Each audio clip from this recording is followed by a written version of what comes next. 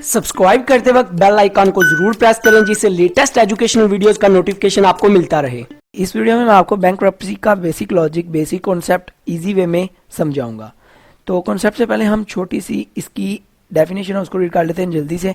Bankruptcy is a legal status of a person और other entity who can not repay debts to creditors in most jurisdiction. Bankruptcy is imposed by a court order often initiated by the debtor.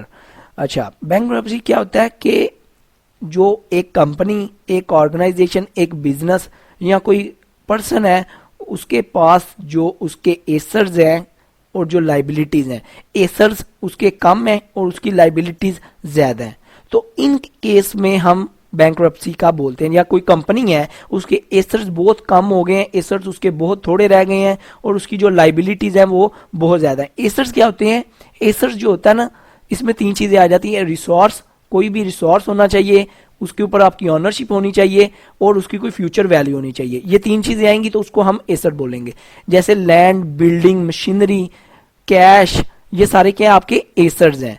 तो liabilities क्या होती हैं? आपकी जिम्मेदारियां। जब आपने किसी बैंक से लोन लिया हुआ है उधार पे, किसी बंदे से आपने कोई कर्जा लिया हुआ है, कोई आपने प्रोडक्ट उधार में ली हुई है, तो ये सारी क्या है? ये आपकी लाइबिलिटीज है, आपने अदा करनी है। आपने किसी एम्प्लॉय को सैलरीज देनी है, आपने कोई टैक्स पे करना है, ये सारी क्या है? लाइबिलिटीज हैं। तो बेसिकली बैंक्रप्सी के केस में क्या होता है कि जो आपके एसर्स हैं वो आपके थोड़े रह जाते हैं और जो आपकी लाइबिलिटीज हैं वो आपकी बढ़ जाती हैं। जैसे आपने कोई बैंक से लोन लिया हुआ है, बैंक का लोन जो है वो आपके ऊपर, आपका बैंक का लोन बहुत ज्यादा हो गया है और आपके जो एसर्ट्स हैं वो बहुत कम हो गए हैं।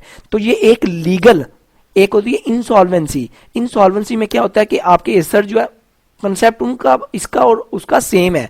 इंसॉल्वेंसी में भी यही होता है कि एसर्ट्स कम रह जाते हैं, लाइबिलिटी आपकी बढ़ जाती हैं। पर बैंक्रप्सी के केस में क्या होता है कि आपके एसर्ट्स कम रह जाते हैं, लाइबिलिटीज बढ़ जाती हैं, पर ये एक लीगल ओब्लिगेशन मिल जाता है कोर्ट की तरफ से, गवर्नमेंट की तरफ से।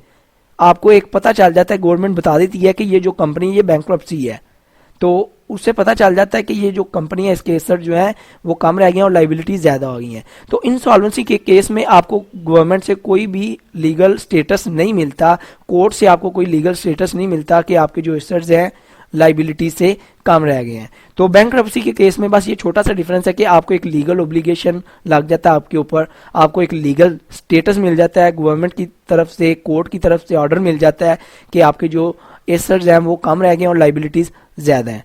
तो इसमें फिर क्या करते हैं कि जो आपके एसेट्स जितने हैं उनको बेच के आपकी लाइबिलिटीज खत्म की जाती हैं। उसके अलावा जो रह गए हैं तो गवर्नमेंट कोई जो है ना आपके लिए एक आसान वे ढूंढती है जिसके जरिए से आप अपनी लाइबिलिटीज जो हैं वो खत्म कर सकें। या कंपनी जो भी है जो डिसॉल्व हुई है, जो बैंक्रप्सी में आई है, जिसकी एसेट्स कम है, लाइबिलिटीज ज्यादा हैं, तो वो कोई उनके लिए सोल्यूशन ढूंढती है जिसको फॉलो करके वो अपनी लाइबिलिटीज वगैरह खत्म करती हैं। या जो नहीं पे कर सकते तो फिर उनके लिए कोई रूल्स एंड रेगुलेशन हर मुल्क के, हर कंट्री के डिफरेंट होते हैं, तो उनको फॉलो किया जाता है। आई होप आपको इसका बेसिक कॉन्सेप्ट, बेसिक लॉजिक पता चल गया होगा। वीडियो अच्छी लगी हो सब्सक्राइब और लाइक करना मत भूलिएगा। अपना बहुत ख्याल रखिएगा, दुआओं में याद रखिएगा। Good bye.